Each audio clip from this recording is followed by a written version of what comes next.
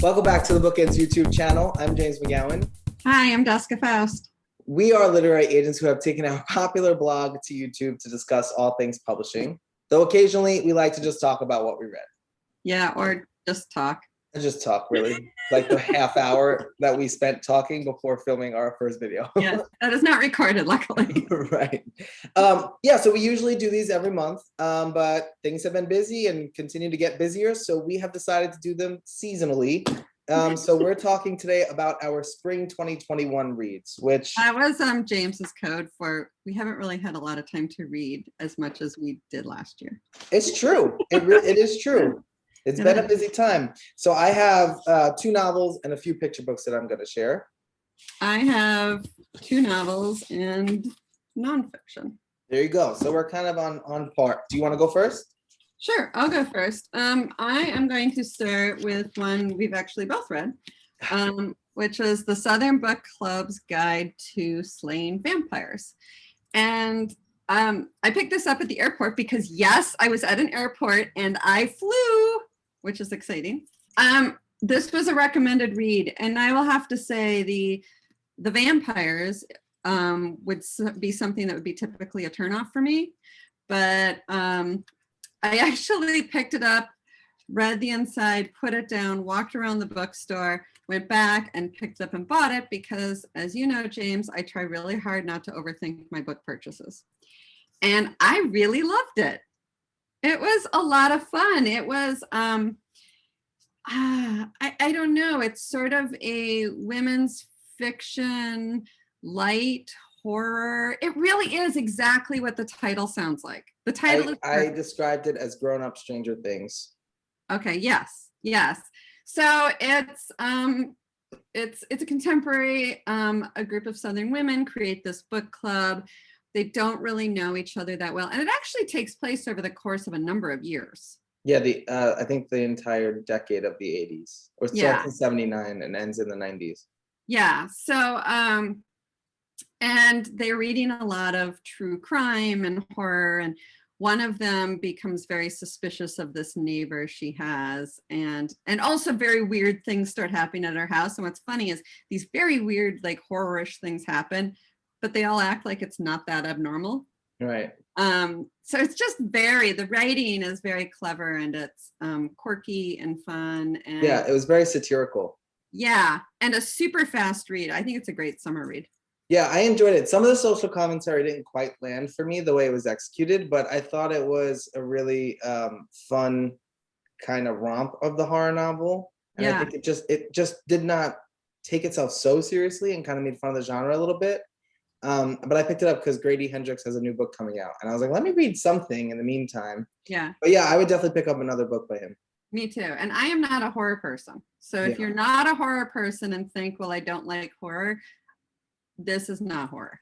That's why I called it horror light. It's really fun. So you would still love it. Yeah, for sure. Okay, I will get the 3 picture books done first because, I mean, I read a lot more picture books, but these are 3 of my favorites. So the first is a new release, Unspeakable, The Tulsa Race Massacre by Carol Boston Weatherford and Floyd Cooper. Beautiful. It's something I had no idea about. I did not know. I was not taught this. I did not know this. And I, learned about it here and just continued my reading, but it's Floyd Cooper and Carol Boston Weatherford. I need not say anymore. This book is incredible. I anticipate it winning awards, and I think everybody should pick up a copy and support the both of them. Watercress, which has been highly praised lately. It is a beautiful book about a young Chinese girl, and her family spots watercress on the side of the road, and they stop to pick it, and she is so embarrassed, and she just kind of learns to love this about her family and learn more about her mother's past in China. Again, illustrations are beautiful. Yeah. It's Jason Chin, Caldecott honoree, and Andrea Wang. 2 incredible books. And then this is a pal of mine in my debut co-marketing group, Turtle in the Tree, Nisha Hudson. She is incredibly talented author illustrator. It was hilarious. It was kind of like a Elephant and Piggy style romp where they have a disagreement about whether the animal in the tree, whether it's a turtle or not. It's really funny. The art is great. I love the sort of spare backgrounds and Yeah. nice, easy design. Yeah, so these were the 3 picture books that I think I loved most recently, and I recommend picking all 3 of them up. And maybe I'll post some more on my Instagram. Oh yeah, that's great. Yeah. So I read We Should All Be Millionaires by Rachel Rogers. And I want to be her now. I don't know that I'll achieve that, but I'm going to work hard at it.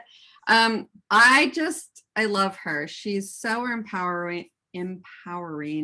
And, you know, she's built a career and wealth around, and her business is empowering women, especially women of color, to become wealthy, because we can really make real change when we have wealth. And her philosophy is great.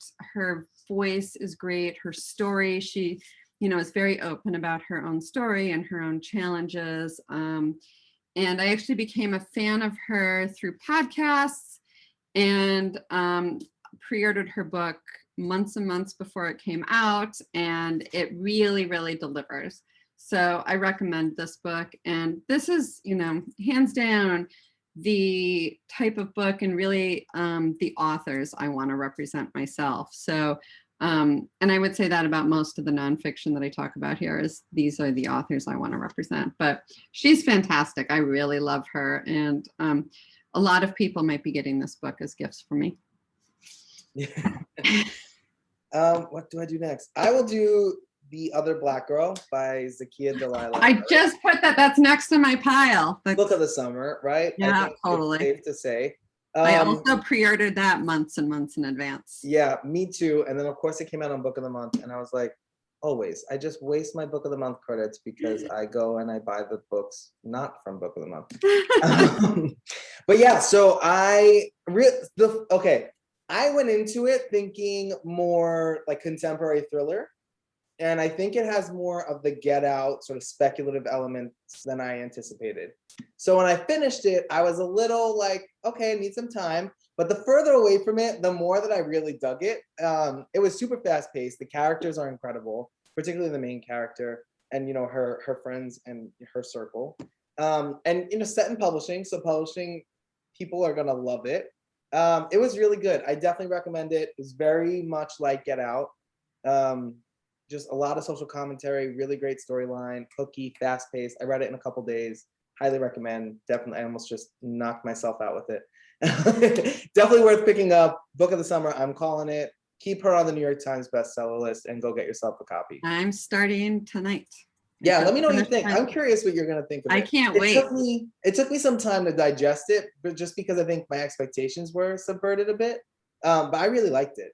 Well, I will talk about it for sure the next time we do a book talk, so we can talk about it. Yeah, there you go. Make it our book club. It's like, this is like our own personal private book club. It is. And I try, when you don't read something, I try not to talk too much about it, because then I know in like one of our weekly calls, you'll talk about it and then it'll be an hour. So yeah, you read it and then we can talk about it. Perfect. So I read The Last Thing He Told Me by Laura Dave. And the font was weird, but yes, Laura Dave. And this is a thriller about, honestly, I really just loved this book. You did. I loved it way more than I thought I would. And it's one of those, I think, I loved it so much, but will other people love it as much? And was it just because I just needed to sit down and read something like this? Like, I wasn't sure, but I love this book. So this woman, is married to a man with a teenage daughter, and the daughter's mother died when she was very little. And she, with her stepdaughter, has a very tenuous, strained relationship, very strong marriage. He's a great father. He's a wonderful guy. And one day, I think he leaves it. He smuggled a note to his wife through, I think he had like some high school girl deliver to her at their house, that all it says is protect her. And he's gone. He completely disappears. And now the company he works for, which is a tech company, is under investigation by the feds for cheating, money stuff, you know, the kind of stuff the feds investigate stuff for in books. And they don't necessarily believe her husband's involved, but now she has all these sort of weird people coming out of the woodwork to ask these questions. And she starts to realize that maybe she had no idea who her husband was. And so she and the daughter discover some things that lead them to Texas, where they're trying to figure out who their father and husband really was, and also whether they can really even trust each other. And I don't know, I just loved it. I just ate it up. And it was, if you're looking for a summer quick read, beach ready, another beach ready thing, this is a good one. I highly recommend it. I really loved it. That's all I keep saying. I really loved it. You did really love it. You sold me on it. So the next time I see you, I'll probably borrow that one because. Yeah, I think too that, you know, it's a bit of a psychological thriller, but it's a different twist, you know. It's not the husband is a bad guy storyline that we often see in marriage thrillers. I actually think it's a little bit like The Banker's Wife, which we both read last year. And that sort of the husband disappears and now the wife is left to figure things out. That was when they were on the business trip, right? Yeah, they were actually overseas for business. They were living there, but yeah. Right. I'm terrible at book retention. I always forget them. Oh, because we read like 5,000 books a month. It's a good point. I think too, and that would be sort of these are the kinds of books I would love to see. I love books where somebody is not who we were led to believe they were, because, you know, the truth is no matter how well we know somebody, we never fully know somebody. Yeah. And this is the extreme version of that, which I guess is what we want every book to be, is sort of the extreme version of reality. And I thought she did a great job with that. So I will stop just rambling about the same thing now. Well, then speaking of beach reads, I read Malibu Rising by Taylor Jenkins Reid. She is very popular here at BookEnds. She is. This one was a bit out of my comfort zone. It is about four siblings who are the child of a famous singer. They're estranged from him, and well, really not him. They throw a party every summer. And this year, that party, because of all their personal lives, is going to be an absolute nightmare and a mess. And it's the back and forth of their parents' romance and the one day that the party is going to be. And everything hits the fan. It was really fast paced, really beachy. They're surfers. Yeah. Set in Malibu on the cliff, overlooking the water. So it was fun, fast paced. I don't think it was my favorite Taylor Jenkins reads. I think that still goes to one of the other two that I've recently read. But it was good. And if you enjoy her writing, I think you'll enjoy this. Fast paced, women's fiction-y. Enjoy it. Like, pick it up and just like kind of go into it and just have fun. She's a great summer read author too. She is. All of her books are, and they always have that glitz and glamour celebrity element to them. And I am not typically a fan of sort of rock star books or glitz and glamour, but that piece of it never really plays a big role in her books. It's really about the people. It's all super character driven. Yeah. And I think that's what she does really well. Like, she can take a small piece of plot and really play it out over these intense, deep character relationships. And I think you'll get that in any book that she is doing. Yeah. But yeah, I really enjoyed it. It wasn't my favorite one of hers, but I would recommend it, buy it, gift it. So yeah, definitely pick it up if it's for you. Excellent. That was it for this season. Oh, you're done. Okay, I'm done too.